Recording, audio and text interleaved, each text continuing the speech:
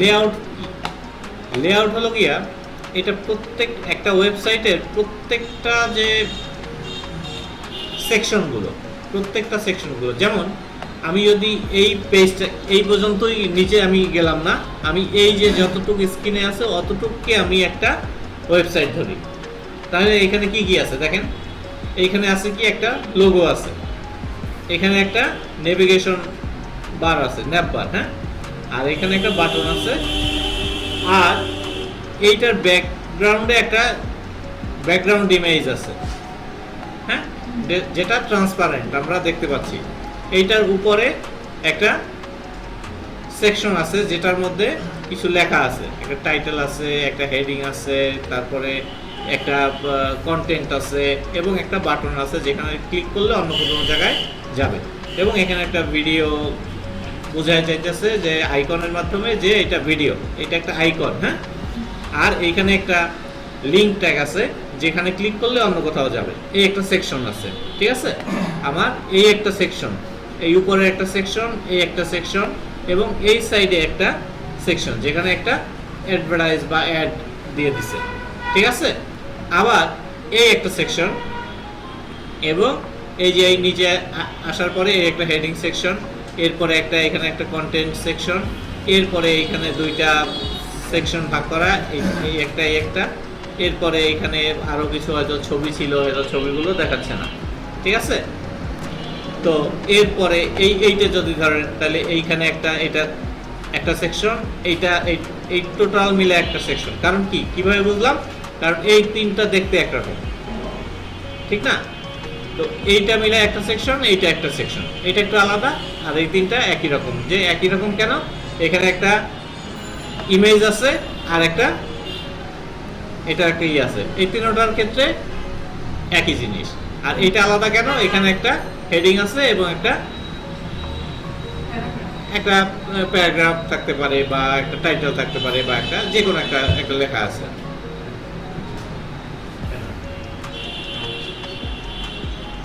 আচ্ছা, আর এরপরে এই একটা সেকশন বা এই একটা লেআউট, এখানে কি আছে? একটা হেডিং আছে, তারপরে একটা প্যারাগ্রাফ আছে, এরপরে এখানে একটা ছবি ছিল। কিভাবে বুঝলাম? এখানে একটা ছবির একটা আছে, যেটা ছবিটা এখানে শো করতেছে না, আমরা অল্টারনেটিভ যে লেখাটা আছে ওই লেখাটাই আমরা দেখতেছি, ঠিক না?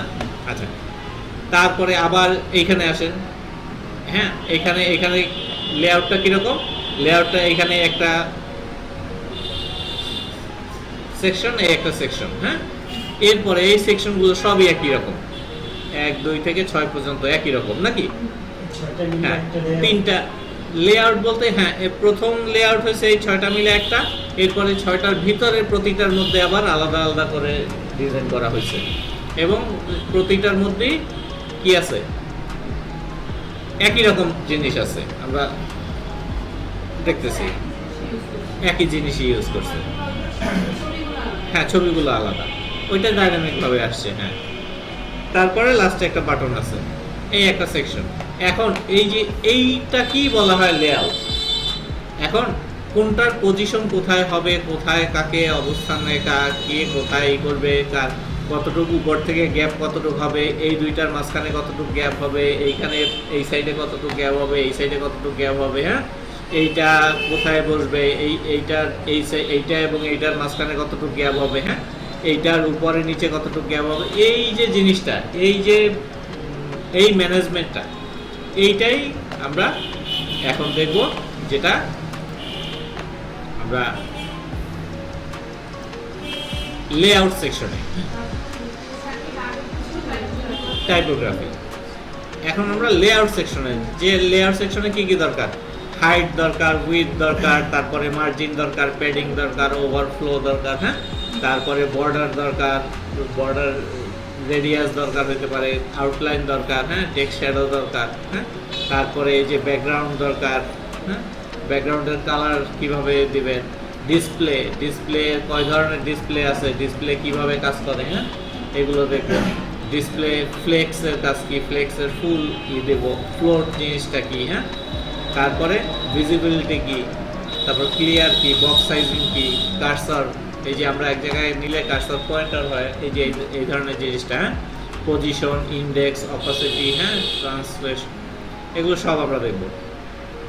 ফন্টের ব্যাপারে আমরা মোটামুটিভাবে ফন্ট আলোচনা করছি, এখন বাকি আছে ফন্ট অসম। ফন্ট অসম বলতে এখানে আমরা যে আইকনগুলো ইউজ করব আমাদের ওয়েবসাইটে, এই আইকনটার জন্য আলাদা একটা ইউজ করতে হবে, সেটা হচ্ছে font awesome. Font awesome icon আছে, ম্যাটেরিয়াল আইকন আছে, তারপরে অনেক ধরনের আইকন আছে। তো সবচেয়ে পপুলার যেগুলো ওগুলোই আমরা আলোচনায় আনবো, যে আমাদের ওয়েবসাইটে কিভাবে এই আইকনগুলো ইউজ করা যায়। হ্যাঁ, ট্রান্সফর্ম, অ্যানিমেশন, ইফেক্ট শিখবো, after, before, hover, focus, active, হ্যাঁ, তারপরে এনটিএস চাইল্ড কিভাবে, ফার্স্ট চাইল্ড, লাস্ট চাইল্ড, এগুলো আমরা দেখবো। ঠিক আছে, এই হলো আমাদের মোটামুটি আউটলাইন। তো আমরা আজকে শুরু করি এইখান থেকে, উইথ হাইট, এই থেকে আমরা শুরু করি। ওকে, আসলে শুরু করি হাইট এবং উইথ। তো আমরা আমাদের ফোল্ডারে চলে যাই। আচ্ছা, এটা আমরা করি।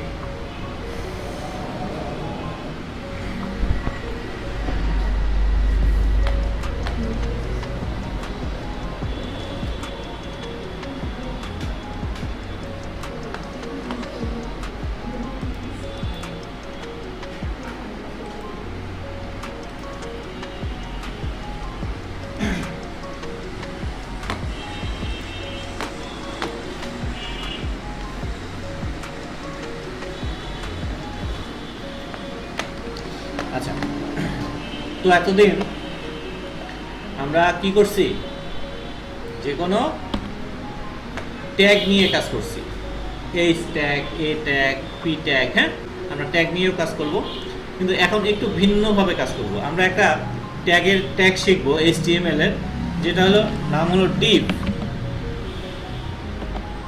ট্যাগ। বিষয়টা বলছেন div ট্যাগ, HTML এর div ট্যাগ কিভাবে ইউজ করা হয়। এই যে বললাম বিভিন্ন সেকশন ওয়াইজ যে ভাগ করা, এইটাকে ডিভিশনালি ভাগ করে, div, হ্যাঁ, বিভিন্ন ডিভিশনালি ভাগ করে এটা। তো এর জন্য এই ট্যাগটার নাম div, এবং এইখানে আমি একটা ক্লাস দিব। ক্লাস কি এখন আমরা দেখব, CLASS। ক্লাস হলো এই যে div ট্যাগটা, আমরা যেমন একটা ওয়েবসাইটের মধ্যে অনেক ধরনের ট্যাগ ইউজ করা হয়, যেমন 10টা হেডিং H1 ট্যাগ ইউজ করতে হইতে পারে, 50টা বা 100টা পি ট্যাগ ইউজ করতে হইতে পারে, হ্যাঁ, তারপরে আপনার বিভিন্ন ডিভিশন div ট্যাগ একাধিক, মানে আপনার একাধিক বলতে 50, 100, 200 div ট্যাগ ইউজ করতে হতে পারে। কিন্তু আপনি জিনিসগুলো আলাদা করবেন কিভাবে? আলাদা করার নিয়ম হলো ক্লাস এবং আইডি। ঠিক আছে, ক্লাস নেম দিয়ে দিতে হবে একটা, যে এই ক্লাস নেমের উপরে আপনি ওই নির্দিষ্ট ডিভটাকে ধরতে পারবেন আপনি, ঠিক না? যে আমাদের আগে প্রথম কথা শর্ত ছিল কি, আমরা প্রথম মারামারি দিয়ে শুরু করছিলাম, যে আগে ধরতে হবে তারপরে সাইজ করতে হবে, ঠিক না? এখন ধরতে হলে আমাকে অবশ্যই একটা এমন একটা নিয়ম বের করতে হবে যেটা ইউনিক হবে, যেভাবে আমি ওই জিনিসটাকে ধরতে পারবো। তো আমরা ডিভ ট্যাগ ইউজ করব। তো ডিভ ট্যাগটাকে ধরার জন্য আমরা একটা ক্লাস ইউজ করব। যেমন আমি এইটা ক্লাস দিলাম বক্স, বক্স একটা ক্লাস দিলাম, ঠিক আছে? আমার কিছুই এটার ভিতরে লিখলাম না, কিন্তু আমি একটা ক্লাস দিলাম, লিখবো এটার পরে, এটার ভিতরে অনেক কিছু লেখা যাবে, আমরা দেখবো। এখন আমরা এই বক্স ডিভটাকে ধরবো কিভাবে, ঠিক আছে? এই বক্স ডিভটাকে ধরবো কিভাবে? তো ধরার জন্য আমাদের প্রথমই হলো, যদি কোনো ক্লাস হয় ওই ক্লাসটাকে ধরবো আমরা ডট দিয়ে, এই ডট বক্স দিয়ে আমরা এই ধরলাম, ঠিক আছে? আমাদের ধরা শেষ, ঠিক আছে? বুঝতে পারছেন? হেডিং এর ক্ষেত্রে হেডিং ওটা আমরা ধরবো না, কিন্তু এখানে হচ্ছে যে নামটা দিব ওইটা দিতে হবে। হ্যাঁ হ্যাঁ হ্যাঁ, যে আমরা যে এইটা দিব ওইটা ধরবো, ক্লাস নাম্বার ক্লাস নামটাকে ধরলাম। এখন এমন হইতে পারে যেমন এই বক্সের মধ্যে একটা H1 নিলাম, বক্সের মধ্যে একটা H1 নিতে পারি না, দিস ইজ হেডিং।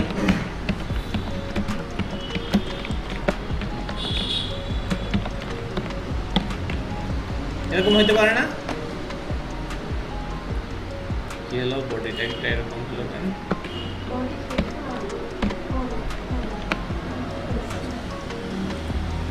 HTML দুইবার আসলো কেন? যাক, ঠিক আছে। তো আমরা এটা একটা হেডিং দিলাম। আমরা এই বক্স ডিভের মধ্যে আরো কিছু নিতে পারি, পি ট্যাগ নিতে পারি। আমরা পি ট্যাগের মধ্যে নিতে পারি লরেমের 30 ওয়ার্ড নিতে পারি, হ্যাঁ ঠিক আছে। এই সবই কিন্তু এই বক্স ডিভের মধ্যে। আচ্ছা, এরপরে আমরা একটা অ্যাঙ্কর ট্যাগ নিতে পারি। অ্যাঙ্কর ট্যাগের মধ্যে আমরা একটা রিড নোট দিতে পারি, রিড, ঠিক আছে। এরকম দেখি না আমরা নিউজ পেপারে এরকম রিড মোড লেখা থাকে, হ্যাঁ এটা দিতে পারি, দিলাম। আচ্ছা, তাহলে এখন আমরা এই বক্স ডিপটাকে প্রথম আমরা বক্স ডিপ নিয়ে চিন্তা করব, ভিতরে লেখা যা আছে ওটা পরে, ঠিক আছে। আমরা প্রথম বক্স ডিপ নিয়ে চিন্তা করব। এখন এই বক্স ডিপের একটা উইথ একটা হাইট দিব। তাহলে উইথ দিলাম আমি 300 পিক্সেল, বুঝছেন কিন্তু এই যে 300 পিক্সেলের মধ্যে চলে আসছে, ঠিক আছে। এখন হাইট আমরা দিলাম না, হাইট কন্টেন্ট যতটুকু অতটুকুই হবে, আমি আপাতত হাইট দিলাম। এরপরে আমি এটাকে টেক্সট অ্যালাইন দিলাম সেন্টার, টেক্সট অ্যালাইন সেন্টার, ঠিক আছে। টেক্সট অ্যালাইন সেন্টার হয়েছে। আচ্ছা, টেক্সট অ্যালাইন সেন্টার হয়েছে, কিন্তু আমরা বক্স ডিভের যে পি ট্যাগটা আছে, এই যে বক্স ডিভের যে পি ট্যাগটা আছে ওইটাকে বলবো তোমার টেক্সট অ্যালাইন জাস্টিফাই। এটা সেন্টার দেখতে ভালো লাগে না, কিন্তু জাস্টিফাই হলে চারদিক সমান হয়ে যাবে নাকি। তাহলে আমি পি ট্যাগকে কিভাবে বলবো, এই ডট বক্স, খেয়াল করেন বক্স, এরপরে স্পেস, আমি পি ট্যাগকে ধরবো। দ্যাট মিন্স এটা কি বললাম আমি, যে বক্স ডিভ যার মধ্যে পি ট্যাগ আছে ওই পি ট্যাগ তুমি শোনো তোমার টেক্সট অ্যালাইন কি জাস্টিফাই।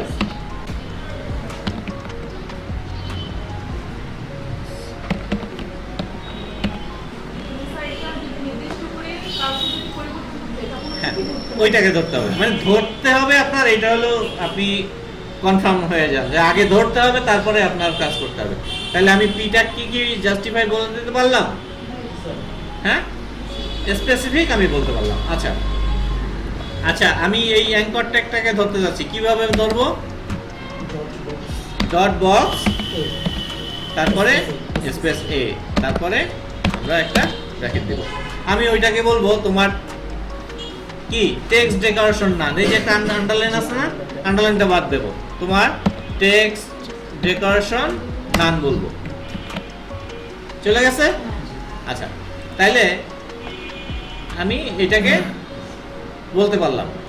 আমি এটার কালারও চেঞ্জ করে দেব, COLO আর কালার দিব রেড, রেড হয়ে গেছে। তাহলে আমরা এটাকে না এখন আমি যদি ফুল বড়ও করি তো ও কিন্তু ওর ওইটুক নির্দিষ্ট 300 পিক্সেল যে জায়গা ওই জায়গাটুকুই ও নিছে, হ্যাঁ। এখন আমি যদি এই বক্স ডিপকে বলি, এই তো বক্স ডিপকে এখন কিছু বলা যাবে না, কারণ আমরা সামনে কিছু শিখি নাই, শুধু উইথটা শিখছি নতুন বিষয়, হ্যাঁ, এবং এই ডিপ নেওয়া শিখছি এবং ডিপের একটা ক্লাস দেয়া শিখছি, ঠিক না। আচ্ছা, এই ক্লাস নিয়ে আমরা এই কাজটা করলাম। এখন আমরা আইডি নিয়ে কিভাবে কাজ করব, তাহলে এইটার মধ্যে ডিপের মধ্যেই যদি একটা আইডি নিই, ঠিক আছে, আইডি নিলাম যেমন আইডি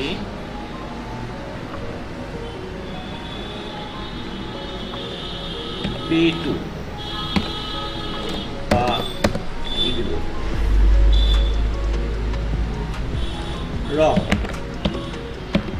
7 রঙের রং দিলাম, ঠিক আছে, রং নামে একটা আইডি নিলাম। আচ্ছা, এখন বিষয়টা হলো আপনি একটা জিনিস চিন্তা করবেন, ক্লাস এবং আইডি এই দুটোটাই ওই ডিভটাকে বা ওই সেকশনটাকে বা ওই যে পার্টটুক আছে ওইটুকরে আলাদা করে ইন্ডিকেট করে নাকি? কিন্তু এই দুইটার মধ্যে একটা পার্থক্য আছে। পার্থক্য কি? যেমন আইডি হবে ইউনিক। ইউনিক বলতে বুঝছেন যে টোটাল ওয়েবসাইটের মধ্যে একবারই ওই আইডিটা ইউজ করা যাবে, আইডি হলো ইউনিক। আর ক্লাস হলো বারবার ইউজ করতে পারবেন, সমস্যা নাই, ঠিক আছে। আচ্ছা, আমি মনে করেন একটা ক্লাস বানাইলাম, দেখেন সিএসএস এ একটা ক্লাস বানাইলাম, সেটা হচ্ছে back dot back dot B A C K dot back. আমি একটা ক্লাস বানাইলাম, এইটার আমি এই ক্লাসটার একটা বৈশিষ্ট্য দিলাম যে আমার background colour BGC, background colour হবে গ্রিন,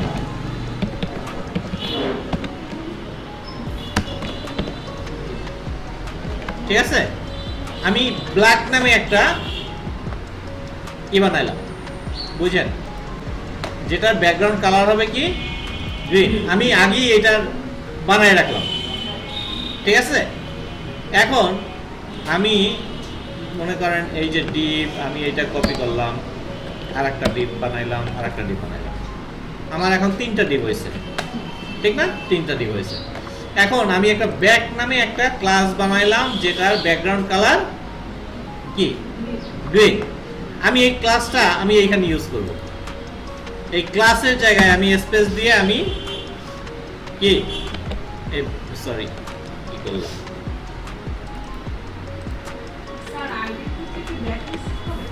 না আমি এইটার মধ্যে ব্যাক ইউজ করলাম, এই ক্লাসের মধ্যে একটা স্পেস দিয়ে আর একটা ক্লাস ইউজ করলাম, দেখেন ওইটা ডিজাইন পেয়ে গেল। মানে বিষয়টা কি আপনি বুঝছেন আপনারা? হ্যাঁ, দ্যাট মিন্স ক্লাসটা ইউনিক হবে না, আইডি ইউনিক হবে। দ্বিতীয়বার আর কোথাও কাজ করবে না, আপনার বোঝা লাগবে না, মেশিন বুঝবে। আপনি যখন দেখবেন যে ওইটা নিয়ে আর কোথাও কাজ করতেছে না, তখনই বুঝবেন যে ওইটা আইডি ইউজ করা হয়েছে, ঠিক আছে। মেশিন কোন ইঙ্গিতে আমাদেরকে বোঝা দিবে যে এটা আইডি ইউজ হয়েছে, হ্যাঁ ইরোর দিবে। আপনি এইটা কি বুঝছেন? হ্যাঁ, আপনি মনে করেন ক্লাস, অনেকগুলো ক্লাস আপনি বানাইয়া রাখলেন, যেমন একটা প্রোডাক্টের একটা কার্ড, ওইটার ডিজাইন আপনি আগেই বানাই রাখলেন, ঠিক না? এখন আপনার একটা জাস্ট ডিপ নেবেন আর কন্টেন্টগুলো নেবেন, নেওয়ার পরে ওই যে ক্লাস যেটা বানাইছেন ওইটা স্পেস দিয়ে ওই ক্লাসটা ইউজ করবেন, অটোমেটিক্যালি ডিজাইন কমপ্লিট। বিষয়টা সহজ না কি কঠিন? আচ্ছা বলেন।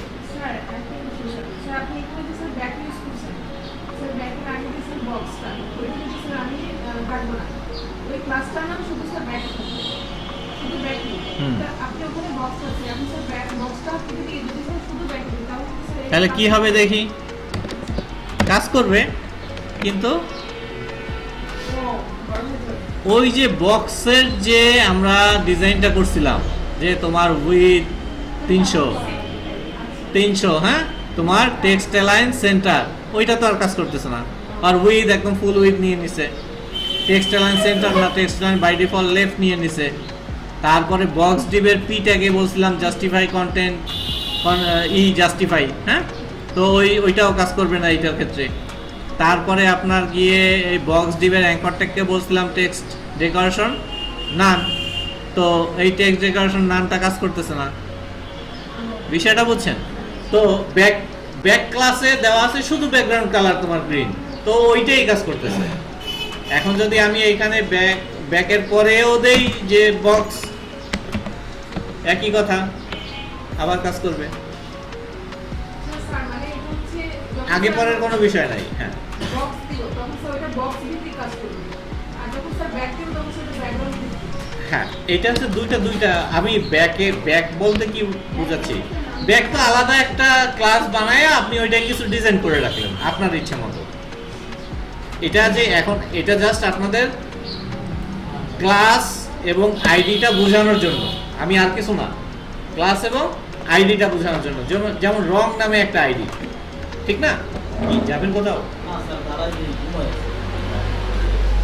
রং নামে একটা আইডি।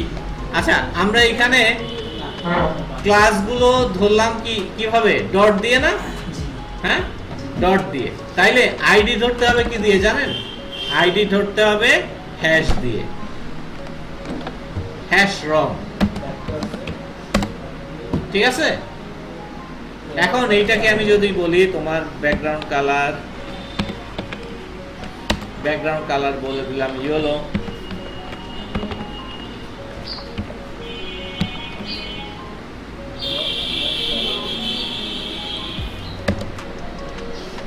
ঠিক আছে? দেখেন কাজ করছে। রং তো এইটাই বসানো আছে, আর কোথাও নাই কিন্তু।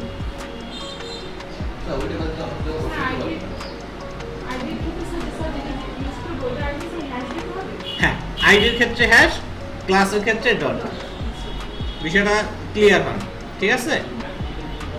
আর একটা কথা, দুইটা বোঝানোর কারণ হলো এটা যে আমরা সিএসএস এ আসলে আইডি ইউজ করব না। না, হ্যাঁ একই কাজ। আইডি একটু পাওয়ারফুল, আর ক্লাস হলো গিয়ে আমরা মাল্টি ইউজ করতে পারবো। মাল্টি ইউজ বলতে একটা ক্লাস বানাই আমরা বিভিন্ন জায়গায় ইউজ করতে পারবো, ঠিক আছে? আর আইডি হলো ইউনিক। আইডি আমরা ইউজ করব, কিন্তু কোথায় করব? জাভাস্ক্রিপ্টের যখন jQuery শিখবো তখন আমরা jQuery ফাংশন, যেহেতু ফাংশনের কাছে আইডি পাস করাই বেস্ট। আর সিএসএস এ আমরা সম্পূর্ণ ক্লাস বেস কাজ করব। বিষয়টা বুঝছেন? কিন্তু আপনাদের বোঝানোর জন্য আমি আইডি এবং ক্লাস দুটোটাই আমি আপনাদের আলোচনা করলাম, যে আইডি আসলে কিভাবে ইউজ করা হয়। আবার কিছু কিছু বিষয় আছে না, যে ইম্পর্টেন্ট কিছু ক্লাস থাকবে যেটাকে আপনার আইডি দিয়ে ধরে আপনি ওইটাকে কি করবেন, একটু ডিজাইন করে দিবেন। একটু আলাদা থাকতেই পারে, একটা টোটাল একটা বড় একটা সিএসএস এর পার্টে 2-1-5-10টা আইডি আপনি ইউজ করতেই পারেন। এখানে তো 1000 লাইনের কোড হবে, 5000 লাইনের কোড হবে, ঠিক না? তো স্পেসিফিক আইডেন্টিফাই করার জন্য আপনি কিছু কাজ করতেই পারেন। তো আইডি এবং ক্লাস এটা নিয়ে কারো কোনো ঝামেলা আছে? নাই। আচ্ছা, আমরা একটা ছোট্ট প্রপার্টি ইউজ করছি যার নাম উইথ। উইথটা কি বুঝছেন? এটা উইথ হলো গিয়া আড়াআড়ি ভাবে তার কতটুকু পজিশন নেবে। এখন আমি একটু কথা বলি উইথ নিয়ে। কথা বলতে হলে এখানে আড়াআড়ি বলতে কি, এইদিকে এইটা হলো উইথ আর এটা হলো হাইট। হ্যাঁ, এই ফুল উইথ কত জানেন? এটা হলো 1920। হ্যাঁ 1920। আচ্ছা, চেক করবেন কিভাবে? এই যে আবার আমরা ইন্সপেক্ট এলিমেন্টে যাই। না, ভয়ের কিছু নাই, এইটা খুবই হেল্পফুল। এইটা আপনাদের জন্য যে কতটা হেল্পফুল চিন্তাও করতে পারবেন না। আপনারা যদি এইটা ইউজ টু হন, এইটা আপনার একটা বন্ধুর মতো কাজ করবে। আপনার কোথায় ভুল করছেন, কোথায় করছেন, এই যে কনসোলে সব এররগুলো দিবে, সোর্সে গিয়ে দিবে, সিকিউরিটিতে গিয়ে আপনার প্রবলেমগুলো সলভ করবে, মেমোরিতে আপনার করবে, অনেক কাজ আছে এইটা। এলিমেন্টে গিয়ে আপনার এই টোটাল করবেন, হ্যাঁ দেখাই দিবে, আপনার পুরো একদম বন্ধুর মতন কাজ করবে। আচ্ছা, আমরা এটার উইথগুলো দেখি। এই দেখেন, এইখানে বলছে কি এইটার উইথ 1880। ঠিক আছে? এখন এই যে ধরে আমি টেনে নিয়ে আসতেছি, দেখেন এই দেখছেন এখানে এখানে চেঞ্জ হচ্ছে, এই উপরে খেয়াল করতেছেন উপরে চেঞ্জ হচ্ছে, এই দেখেন এই নিয়ে আসতেছি বিভিন্ন সাইজ আছে। এখন এই সাইজগুলো কোথায় কোথায় আছে, আপনার যখন ডিজাইন করবেন আপনার একটা ওয়েবসাইট মানে কি অনলাইনে এটা ইউজ হবে না? অনলাইনে কত ধরনের মানুষ কতভাবে ইউজ করে বলেন তো? কেউ প্লাজমা টিভিতে আপনার গিয়ে ভিডিওগুলো দেখে না, 80 ইঞ্চি 85 ইঞ্চি টিভিতে দেখে, 65 ইঞ্চি 55 ইঞ্চি 40 ইঞ্চি টিভিতে আপনার এই ওয়েবসাইটে বিভিন্ন ইসে দেখে না, নেটফ্লিক্সে দেখে, হইচইতে দেখে, তারপরে অনেক ধরনের টিভি চ্যানেল আছে, ইউটিউবে দেখে, হ্যাঁ তো বিভিন্নই দেখে, ওইটার একটা ডিভাইস উইথ আছে, ঠিক না? আচ্ছা, আবার কেউ আপনার প্রজেক্টরে প্রজেকশন করে, ওয়েবসাইটের বিভিন্নই প্রজেকশন করে না, ওইটার একটা উইথ আছে। তারপরে কেউ আবার মনিটর, অনেক বড় মনিটর কিনে না, আবার কেউ এই যে এই মনিটর ইউজ করে, হ্যাঁ তারপরে আবার কেউ এর চেয়ে ছোটো মনিটর ইউজ করে, কেউ ট্যাব ইউজ করে, কেউ মোবাইল ইউজ করে, কেউ নোট ইউজ করে। বুঝেন, প্রত্যেকটার সাইজ কিন্তু আলাদা, ঠিক আছে?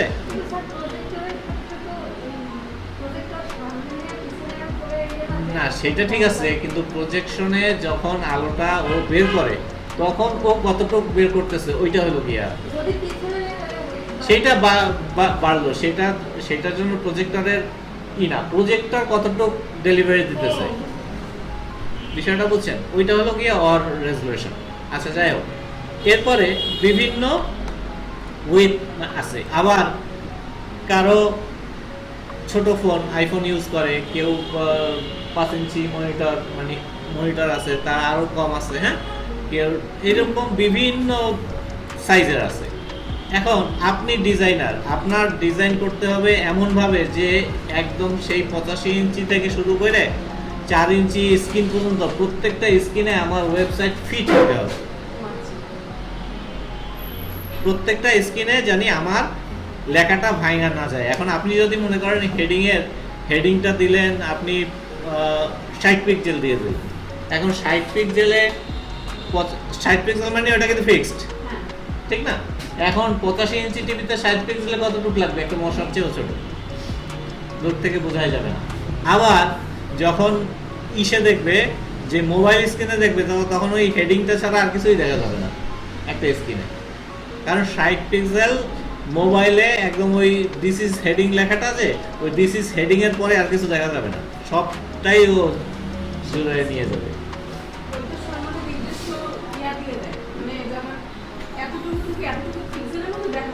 হ্যাঁ, এইটাকে বলে হয় মিডিয়া কোয়ারি। আমরা এই যে দেখেন প্রত্যেকটা স্ক্রিনের সাইজ দেওয়া আছে। আইফোন, এই যে আইফোনের স্ক্রিন সাইজ দেখছেন, আপনাকে এরকম দেখা আপনাকে এই যে আরো ছোট দেখছেন।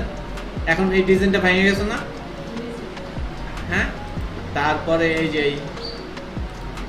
তারপরে দেখেন এক একটা ইসের সাইজ, এই স্যামসাং দেখছেন প্রত্যেকটা স্ক্রিনের সাইজ দেয়া আছে। এয়ার, এই যে এটা কি ট্যাব 820 বাই 1080 ট্যাবের সাইজ, ট্যাব বুঝছেন? আইপ্যাড, ম্যাক মিনি, হ্যাঁ অবশ্যই। না না ওইটা কঠিন বিষয় না, ওটা দেখা যাবে, সবগুলো একসাথে হ্যাঁ। স্যার ওই যে ক্লাসের মধ্যে যে হেডিংটা ইউজ করলেন না, যেমন স্যার H1টা ইউজ করলেন, স্যার যেমন স্যার আমরা একটা ওয়েবসাইট তৈরি করলাম, স্যার সেখানে তো স্যার প্রথমে তো হেডিং থাকে, হ্যাঁ আবার স্যার ক্লাস আমরা হেডিং দিচ্ছি, এখানেও H1 দিলাম, ওখানেও H1 দিলাম, স্যার প্রবলেম হবে না? না না প্রবলেম, কারণ ওইটা স্যার ক্লাসের মধ্যে কোনো সমস্যা নেই। যেমন এইখানে এই যে এরকম ভাবে বিভিন্ন স্ক্রিন আপনার কাছে আছে, ঠিক আছে? বিভিন্ন স্ক্রিন আপনি এভাবে দেখতে পারবেন। যখন আপনি কাজ করবেন তখন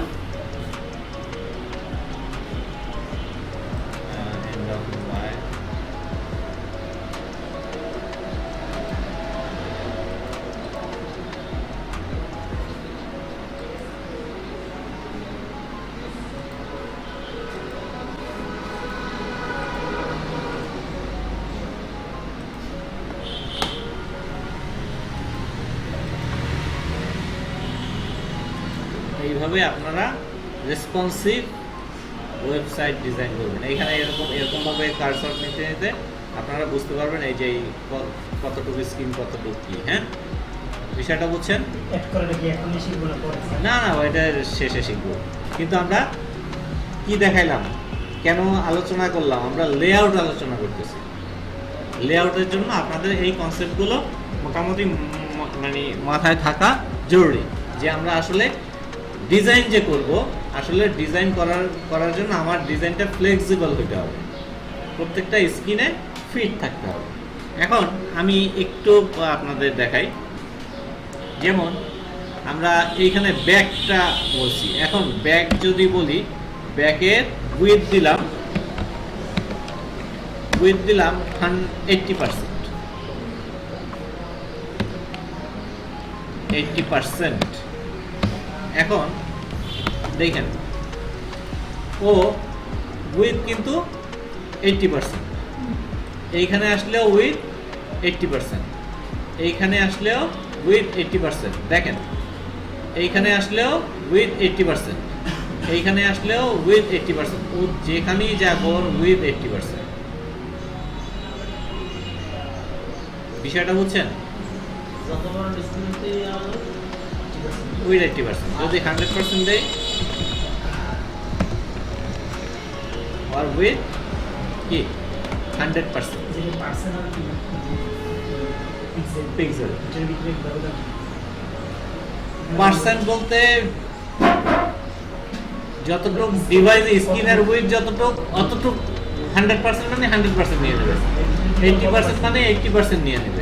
এখানে 100% দিচ্ছি, ও 100%। অন্য ডিপগুলো ফিক্সড থাকবে, ফিক্সড। ওই দেখেন ওই ছোট হয়ে গেছে, কিন্তু ওরা কিন্তু ফিক্সড। আর ও কিন্তু কি করতেছে, ফিট টু স্কিনের সাথে ফিট হয়ে যাইতেছে।